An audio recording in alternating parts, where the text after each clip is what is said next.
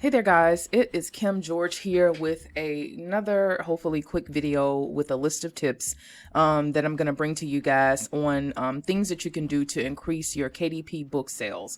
Now, I am in a lot of different groups and I have seen some of the same things, over and over and over is, what can I do to increase my sales? I've published 5 books, and I'm exaggerating a little bit, but I've published 20 books or 30 books and I haven't seen any sales, things of that nature.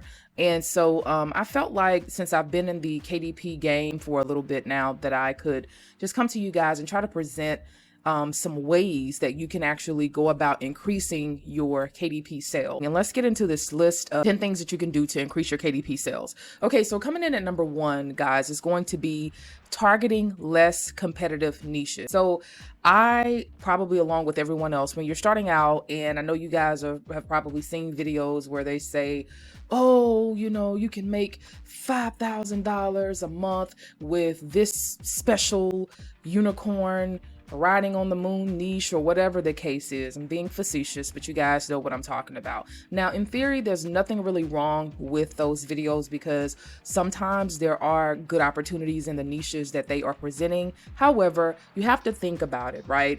If I'm looking at the video and they're giving out this specific niche that you can target to make all this money, think about all of the hundreds of other thousands of people that are looking at the same video, right? So it's going to be very competitive by the time that you get to it. So my thought on things has been to target less competitive niches. And so now I have really started to kind of try to stay between the 500 to 1,000 search results when it comes to niches that I target on Amazon KDP. Coming in at number 2 is going to be to perform thorough keyword research. Now, this kind of ties in with tip number 1, but guys, you have to do good keyword research. And quite frankly, long tail keyword research is really the best way to go. So long tail keywords are keywords where you have 4 to 5 words in them that you can target for your books. So going after a super competitive niche of like just a gratitude journal, it's just not going to benefit you at all. There's going to be way too much competition. If you look up gratitude journal in Amazon, I'm just going to go over here right now and look that up. I'm sure it's going to have a lot of, competition there. So definitely taking the time to do keyword research is going to benefit you. And as you can see here, this has over 10,000 results. Stay away from this.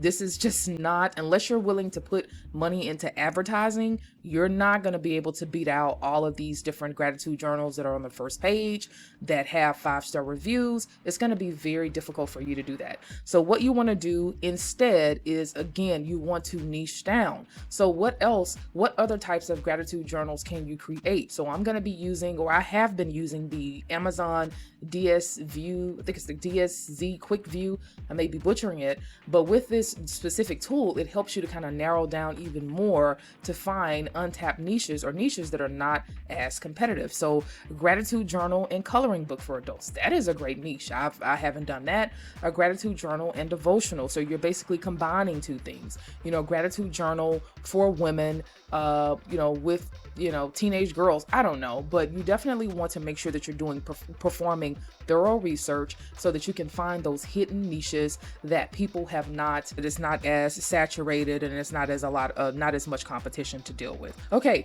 so tip number 3 is going to be using social media to market your books. Now, I actually am using social media because I've decided, instead of just creating all kinds of different books and throwing things against the wall, that I've been focusing more on building brands in Amazon KDP. And I'm actually going to have a course that's going to be coming out here, pretty soon, that's going to cover this more in depth, because I really feel like this is really the way to go. So with social media, going back to that, I actually have hired, with some of the money and things that I'm making with KDP, I've gone ahead and I've hired a VA, aka a virtual assistant, who helps me with the marketing. So my VA helps me with marketing on Instagram. I'm actually now trying out TikTok. I was thinking about Facebook, but I'm not really too sure about that right now. But at the moment, I'm just focusing on Instagram and TikTok. Using social media is a great way to really, get your books out there. Coming in at number 4 is going to be to start an email list. Now, this is something else that I have to admit that I've done for one of the brands that I have that's doing pretty good. on Amazon KDP. And I decided to do this because, again, there's nothing like being able to have some form of control over your brand, right? So if, Lord forbid, something were to happen, at least I have an email list of people that are interested in my brand. And if I had to move my books over somewhere else or whatever the case is, I could be able to do that. And I still have access to that email list where I can send out emails about, upcoming releases, or send out emails about different products that are being released, et cetera, and et cetera. So starting an email list really is a great way to increase your sales, because you're getting that direct contact with people that are familiar with your brand. They love what you're doing. And so that is another way that you can increase your sales, because you're communicating with them, on a regular basis on different things regarding the books and stuff that you're releasing. Okay, so tip number 5 is going to be to fill in your back end slots properly.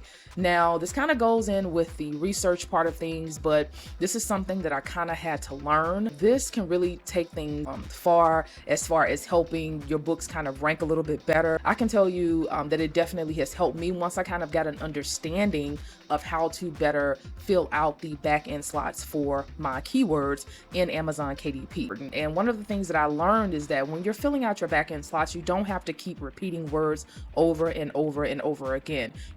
Something that I learned, and this is from Rachel Harrison's son, is that one thing to do is, for example, when you're filling out your back-end slots, and say you've created a journal, right? You don't want to keep repeating journal for this or journal for that.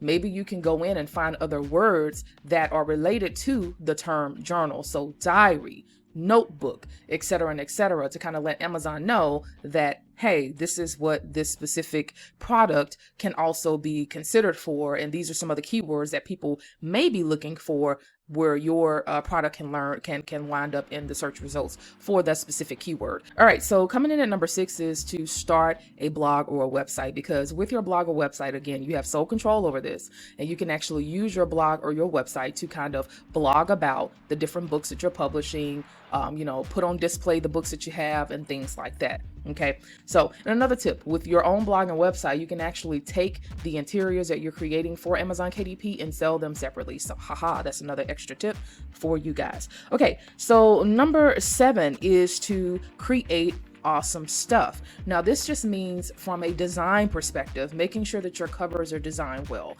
making sure that your fonts are easy to read, making sure that you have really super unique interiors. I did a couple of videos that I recommend you guys check out, but making sure that your interiors are up to snuff. All of these things really do count, because you have to remember it's kind of crowded out there on Amazon KDP, and you have competition that you have to consider. So just take those things into consideration. So making sure that your designs are as epic as you possibly can. Now, if you're not good with design, I would recommend heading over to Fiverr.com or Upwork to find someone who can do the design portion of your products and your books and things like that for you, so you don't have to worry about it. Okay, number 8 is going to be create well-written product descriptions. So your product descriptions are just kind of like a mini sales page.